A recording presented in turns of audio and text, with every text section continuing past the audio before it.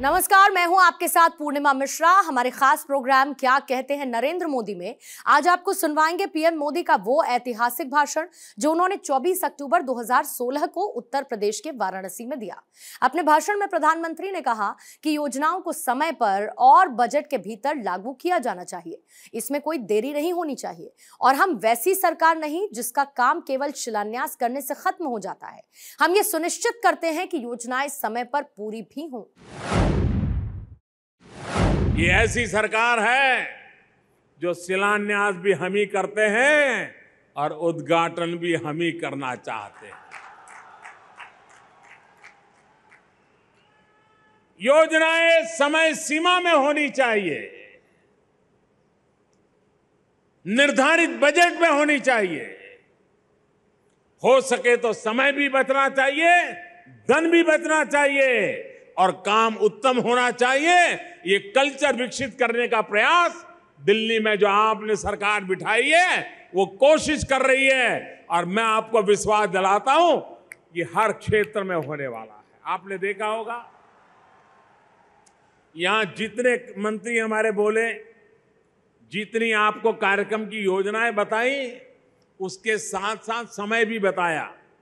क्योंकि मेरा एक आग्रह रहता है, मैं कार्यक्रम में या कोई फाइल पर साइन करता हूं, पूछता हूं जरा पहले ये बताओ पूरा कब करोगे।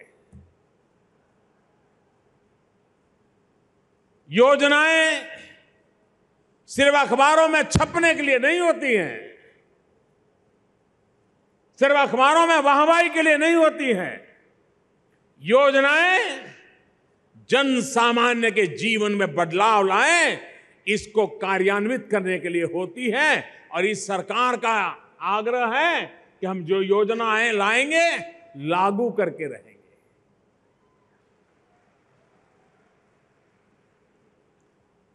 अब यहां आपने अभी देखा सुकन्या समृद्धि योजना। अब जिस दिन योजना हमने घोषित की होगी अखबार में भी आ गया। कुछ लोगों ने जाना, कुछ लोगों ने नहीं जाना, बात पूरी हो गई। हम ऐसा नहीं कर रहे, हम पीछे लगे रहते हैं। बताओ भाई, सभी बच्चियों को लाभ पहुंच रहा है कि नहीं पहुंच रहा है? पीछे लगे हो कि नहीं लग रहे हो? देख कर रहे हैं लोग। यहां आपने देखा कुछ परिवारों को गैस सिलेंडर देने का मुझे अवसर मिला। हमें मालूम है गैस सिलेंडर पाना पहले कितनी दिक्कत का काम हुआ करता था। सिफारिश लगानी पड़ती थी, एमपी साहब के अगल बगल में जाना पड़ता था। बड़े बड़े अफसर भी एमपी को पकड़ते थे कि साहब मेरी ट्रांसफर यहाँ हुई है, मैं यहाँ आया हूं, जरा गैस का कनेक्शन मिल जाए, देखिए ना मेरी मुसीबत है। और एमपी को 25 कूपन मिला करती थी गैस का कनेक्शन दिलवाने के लिए, और वो एमपी 25 कूपन लेकर के घूमता रहता था। उसके पीछे 200 लोग घूमते रहते थे, साहब एक कूपन मुझे भी दीजिए ना। ये सब चला गया। सरकार सामने से गरीबों को ढूंढ रही है, गरीबों के घर को ढूंढ रही है। और मेरा सपना है 3 साल में हिंदुस्तान के गरीब परिवारों के घर में, जहां लकड़ी का चूल्हा जलता है, हर दिन मां के शरीर में खाना पकाने में 400 सिगारेट जितना धुआं जाता है, उन माताओं को उस धुएं से बचाना है। गरीब के घर में गैस का चूल्हा जलाना है, ये कोशिश कर रहा है। लेकिन इसके साथ साथ आज वाराणसी में पाइपलाइन से गैस का कार्यक्रम का शिलान्यास हो रहा है। रसोई घर में नलके से भी पानी अभी हर घर में आता होगा कि नहीं आता होगा मुझे मालूम नहीं है। अभी भी लोगों को घर के बाहर शायद पानी लेने के लिए जाना पड़ता होगा। मेरी कोशिश है, और खास करके काशी की माताएं बहनें मुझे आशीर्वाद दीजिए कि अब रसोई घर में ऐसे ही चकली यूं करोगे तो गैस आ जाएगा, खाना पकना शुरू हो जाएगा। निर्धारित समय में सैकड़ों करोड़ों रुपया खर्च करके एक गैस की पाइपलाइन बिछाने की दिशा में आज कार्य आरंभ हो रहा है। इकोनॉमी में ऊर्जा का बहुत बड़ा महत्व होता है। गैस आधारित इकोनॉमी, फर्टिलाइजर के उत्पादन में गैस की जरूरत होती है और उसके लिए जगदीशपुर हल्दिया ये जो पाइपलाइन का काम था वो तो होना ही होना है, ट्रंक पाइपलाइन। लेकिन उसके साथ हमने देश में 7 शहर, विशेष करके पूर्वी हिंदुस्तान के वाराणसी, रांची, पटना, जमशेदपुर, कटक, भुवनेश्वर, कोलकाता, इन शहरों में पाइपलाइन से गैस देने का हमने तय किया है। उसके तहत आज मेरे संसदीय क्षेत्र के परिवारों के घरों में पाइपलाइन से गैस पहुंचाने की दिशा में काम हो रहा है। इसके कारण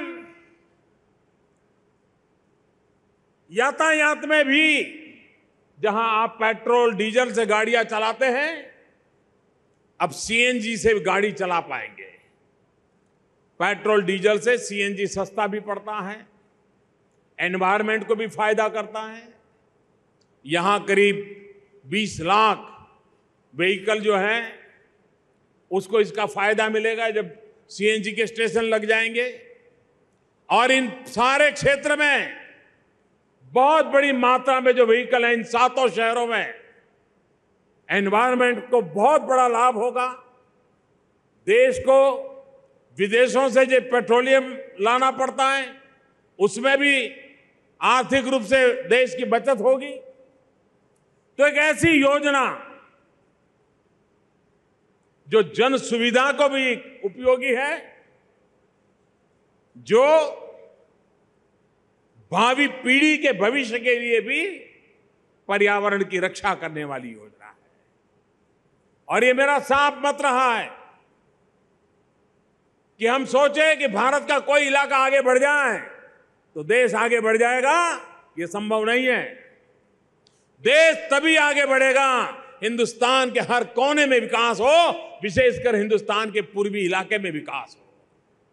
चाहे वो पूर्वी उत्तर प्रदेश हो, चाहे बिहार हो, बंगाल हो, झारखंड हो, उड़ीसा हो, नॉर्थ ईस्ट के प्रदेश हो, असम हो, ये सारा क्षेत्र आर्थिक गतिविधि का केंद्र बनाना है तो हमें इस प्रकार की सुविधाओं से जोड़ना होगा। पिछले दिनों आपने देखा होगा काशी की संगीत की दुनिया को हेरिटेज में स्थान मिला था। वो काशी के लिए गौरव का विषय था। ये सर्व विद्या का केंद्र है। संगीत की दुनिया में काशी ने देश और दुनिया को बहुत कुछ दिया है। उस विरासत को हेरिटेज के रूप में दुनिया के अंदर स्थान मिला।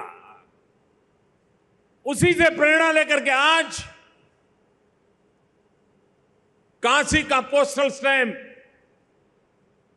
और मैं चाहूंगा कि काशी के लोग तो अपनी डाक में ये काशी का ही पोस्टल स्टैंप लगाने की आदत डालें।